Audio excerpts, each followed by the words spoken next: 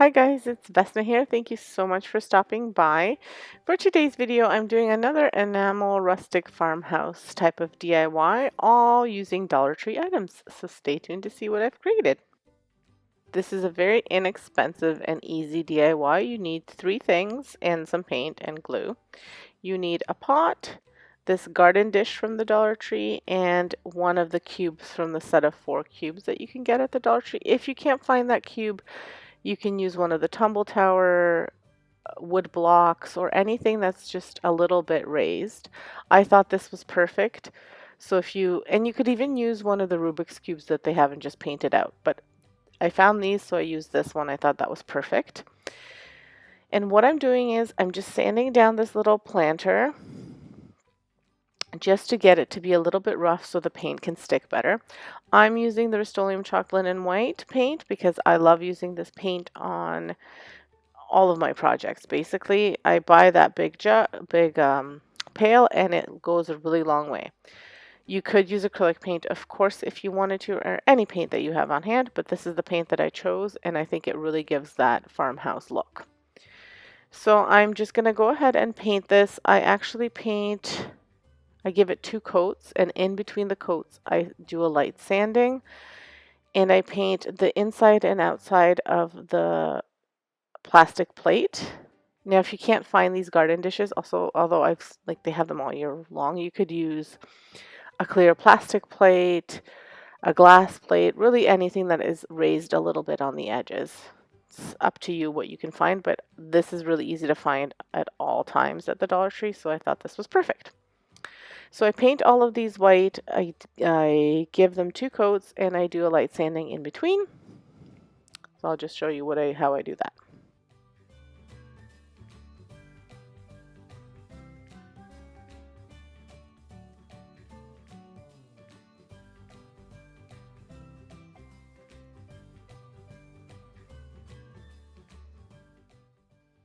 And for the sandpaper, honestly, just use whatever you have on hand. Just as long as you do a really light coat, it doesn't really matter which sandpaper you use. Just do a really light coat and it'll do the job.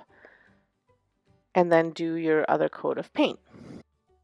After I finished adding the second coat and it was all nice and dry, I went ahead and I used some black acrylic paint, and this is my favorite part. I added the enamel look and the little rustic looks where it looks like the scale is a little bit dinged up.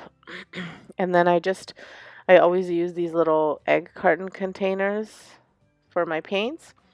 And then I just add the black to all of the edges and corners of this piece, and then a little bit on the actual piece itself, like I said, just to give it a little bit of a dinged up look. And I do this on the planter, the plate, and the cube.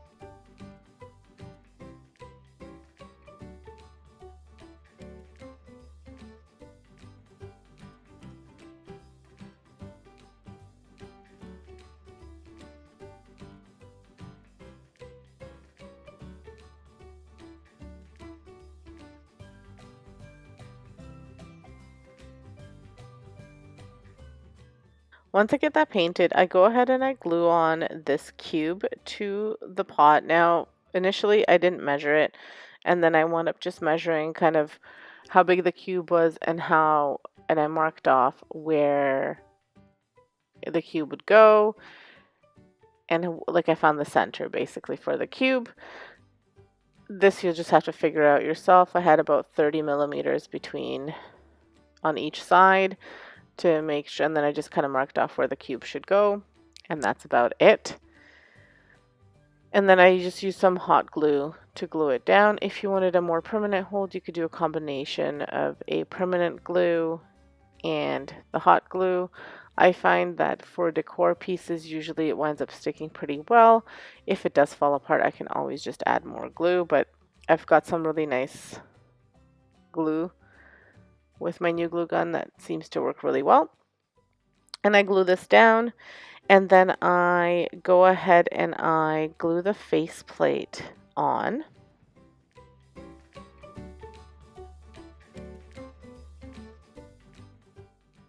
So for this next, for the face of the scale, you're going to want to print off a face. I found this free printable online. I'll just link the website down below.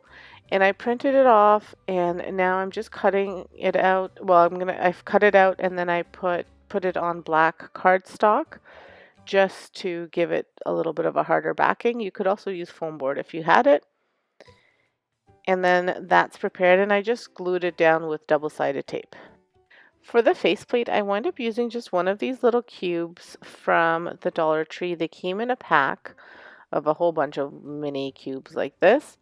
And I am using this just to put the faceplate a little bit away from the planter. You can use anything, like any scrap piece of wood, even if you had like a little piece of popsicle stick and you just cut it into a few smaller pieces, glue them together. Anything you have on hand you can use for this.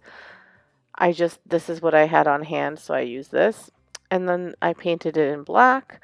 And so same thing for the faceplate. I wind up measuring where the center will be and I mark it off. It just depends what size of planter you get or what you use for your base of where you're going to position it. I just kind of didn't want it to be too low or too high, and I wanted it a little bit in the center, but I wound up moving it a bit just because of I didn't want it sitting in the little lip of the planter. I then just use hot glue to attach the faceplate to the little piece of wood and the little piece of wood to the planter, and I just do some touch-ups. I also put a little bit of black around that faceplate to give that a look of the enamel look as well. So it looks like it's being kind of held together in like a metal piece around the glass. That's kind of the look I was going for. And then I just go ahead and I used hot glue to glue on the plate of the scale. So I just kind of put glue right in the middle and I centered it, and that's where I put the plate. I did not measure this. I just kind of eyeballed it, and I think I did a pretty good job. And that's all there is to this project. Really, really easy, very inexpensive, but really easy to make. And I don't know about you guys, but I absolutely love the way this turned out. It's going to look really great in my kitchen. I'm going to actually keep it on a tray on my kitchen table with some other decor pieces. And I just want to show you kind of the sides here, and also I'll show you a picture of how I styled it a little bit. Whether I'll keep it this way, I'm not sure, but here it is with just a few flowers in it, just so you can kind of get an idea.